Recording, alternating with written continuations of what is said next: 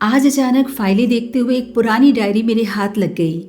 मैंने उसे उठाया तो उंगलियों पर धूल की एक पतली सी परत भी चढ़ गई, जैसे समय ने उसे छुपा कर रखा हो। मैं उसे पलटने से पहले एक पल रुकी और कवर को ध्यान से देखा। डायरी के कवर पर मोटे अक्षरों में लिखा था 2001, 2001। मैं हैरानी से उस डायरी को देखती रह गई, जैसे वो कोई पुराना कागज नहीं, मेरा ही कोई खोया हुआ समय हो। मैं अपने इस कीमती सामान के साथ पास वाली कुर्सी पर बैठ गई और धीरे से डायरी खोली। उसमें सिर्फ तारीखें नहीं थी, बहुत सारी बातें थी। मुझे आदत थी कि मैं हर बच्चे के नाम के साथ उसके बारे में एक खास बात लिखती थी। कोई जल्दी दोस्त बना लेता था, कोई सवाल बहुत पूछता था, कोई शरारती होता और कोई बहुत जिम्मेदार। मुझे लगता था कि बच्चे सिर्फ रोल नंबर नहीं होते, वे छोटी छोटी दुनियाएं होते हैं और एक शिक्षक का काम उन दुनियाओं को समझना भी होता है। मैं उत्सुकता से पन्ने पलटती गई। ना जाने कितने नाम मेरी आंखों के सामने से गुजरते चले गए। कुछ नामों के साथ मुस्कान अपने आप आ गई और कुछ के साथ यादें चुपचाप भीतर उतर गई। और तभी अचानक एक नाम मेरी उंगली पर ठहर गया और मैं रुक गई, क्योंकि उस नाम के साथ एक चुप्पी जुड़ी थी जिसे मैं कैसे भूल सकती थी। मानस। हाँ, उसने मेरे मन में बेहद खास जगह बनाई। यह उन दिनों की बात है जब मेरा चयन आर्मी स्कूल में एक अध्यापिका के रूप में हुआ था। वह मेरा पहला दिन था और सच कहूँ तो मन में हल्की सी झिझक भी थी और डर भी। यह झिझक पढ़ाने की नहीं थी, यह झिझक उस माहौल की थी जहाँ अनुशासन सिर्फ नियम नहीं होता, हवा में घुला हुआ संस्कार होता है। मैं स्कूल के गेट पर पहुंची तो कदम अपने आप धीमे हो गए। मैंने फाइल को दोनों हाथों से ऐसे पकड़ा जैसे कागज नहीं, अपने भीतर का भरोसा संभाल रही हूँ। मन ही मन खुद से कहा, ठीक है, आज बस घबराना नहीं है। भीतर मैदान में बच्चे खड़े थे। उनकी वर्दी एक जैसी थी, कतार एक जैसी, और उनके कदमों के बीच का फासला भी एक जैसा। सब कुछ बेहद अनुशासित। समयानुसार सब चलता चला गया। प्रार्थना सभा के बाद कक्षा में पहुंची तो बच्चे एक साथ खड़े हो गए। उनकी आवाज में शालीनता भी थी और हल्की सी मस्ती भी थी। एक कोने में धीमी सी खुसुर फुसुर भी चल रही थी। मुझे साफ सुनाई दिया। किसी ने धीरे से कहा, नहीं मैम है।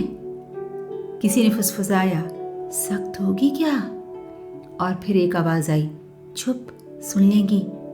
और अगले ही पल सबने एक साथ, गुड मॉर्निंग मैम। मैं मुस्कुराई और मैंने भी उतनी ही आत्मीयता से कहा, गुड मॉर्निंग, गुड मॉर्निंग। सच कहूँ तो उस मुस्कान के साथ मुझे पहली बार लगा कि यह जगह नई होते हुए भी कहीं ना कहीं अपनी सी है। कुछ दिनों में हमारी बातचीत बहुत सामान्य हो गई। सवाल जवाब का दौर चलता और दोनों ओर उत्सुकता बनी रहती। एक खास बात यह थी कि उस समय हम अपने विषय को इस तरह तैयार करके जाते कि डिस्कशन के माध्यम से ही प्रश्नों के उत्तर निकल जाते। और बातचीत का दौर, सुनने और सुनाने के उस माहौल में कई बार हमारी आवाज़ें बहुत ऊंची भी हो जाती। और ऐसा एक बार मेरे सहकर्मी ने कहा। मैंने हंसकर कहा, जी मैं ध्यान रखूंगी। लेकिन उन्हीं बच्चों के बीच एक बच्चा ऐसा भी था जो बाकी बच्चों की तरह खुलकर बोलता नहीं था। वह बहुत कम जवाब देता। कई बार वह चुपचाप बैठा रहता और उसकी नज़र बार बार खिड़की की तरफ चली जाती, जैसे वहाँ कुछ हो जिसे वह हर दिन बिना कहे तलाशता रहता हो। मैं हर दिन उससे बात करने का प्रयास करती, लेकिन वह जितना पूछा जाए उतना ही बताता। उसकी चुप्पी में मुझे एक खालीपन दिखता था। विद्यालय में पीटीएम की डेट आने वाली थी, पेरेंट्स टीचर मीट। मैंने नियमानुसार अपनी फाइलें तैयार की। मैं उस दिन समय से पहले स्कूल पहुंची। टेबल पर फाइलें रखी, पेन रखा और पानी का गिलास भी रख दिया। मैंने खुद को बस इतना समझाया कि आज ध्यान से सुनना है, क्योंकि पीटीएम में आप सिर्फ बच्चों के बारे में नहीं, माता पिता के व्यवहार को भी समझते हैं। एक एक कर अभिभावक आते रहे। कुछ अफसरों की पत्नियां थीं, सलीके से, आत्मविश्वास में, सवालों की सूची के साथ में। और कुछ जवानों के परिवार थे, कम शब्दों में ज़्यादा चिंता लेकर। कुछ ऐसे भी थे जो छुट्टी पर आए सैनिक थे, जिनकी आंखों में अपने बच्चों के लिए गर्व भी था और जल्दी लौट जाने की मजबूरी भी। तभी एक महिला मेरे सामने की कुर्सी पर आकर बैठी। बहुत धीमे से बोली, मैम, मैं मानस की माँ हूँ। मैंने फाइल खोलते हुए सहज स्वर में कहा, जी बताइए। कैसा कर रहा है? बहुत चुप रहता है। हाँ, मैंने भी ये नोट किया है, लेकिन मानस होनहार है। लगता है कुछ है उसके मन में, मैं समझ ही नहीं पाई। आप ही से पूछना चाहती थी। मेरी बात सुनकर अपनी आंखों में आए आंसुओं को छुपाने के लिए उसने मुंह घुमा लिया। फिर धीमे से बोली, वह अपने पापा को याद करता है। पापा? वह रुकी, जैसे सच बोलने से पहले खुद को समेट रही हो, और फिर बोली, कारगिल युद्ध में शहीद हो गए। उसने शहीद शब्द दुख में नहीं, सम्मान में कहा। फिर उसने एक पल रुककर जोड़ा, अनस पढ़ता है, लेकिन अंदर से अक्सर खोया सा रहता है। ये अपने पापा को बहुत मिस करता है मैम। मैंने बहुत धीमे से उसके हाथ पर अपना हाथ रखा और कहा, आप बहुत हिम्मत वाली हैं। शहीद की पत्नी ने मेरी तरफ देखकर कहा, हिम्मत रखनी होगी, क्योंकि गिरने की इजाजत वक्त नहीं देता। वह बोलते बोलते एक पल अपनी कलाई पर ठहरी, जैसे वहां घड़ी नहीं, किसी की मौजूदगी हो। वह कुछ सेकंड चुप रही और फिर बोली, मैम, ये उनका आखिरी तोहफा था। उसकी आवाज में हल्की सी रोशनी आ गई, जैसे याद ने दुख को थोड़ी देर के लिए पीछे कर दिया हो। फिर बोली, उन्होंने ये घड़ी देते समय बस इतना कहा था, अब तुम्हारा वक्त मेरे नाम से चलेगा। ये घड़ी नहीं, उनका भरोसा है।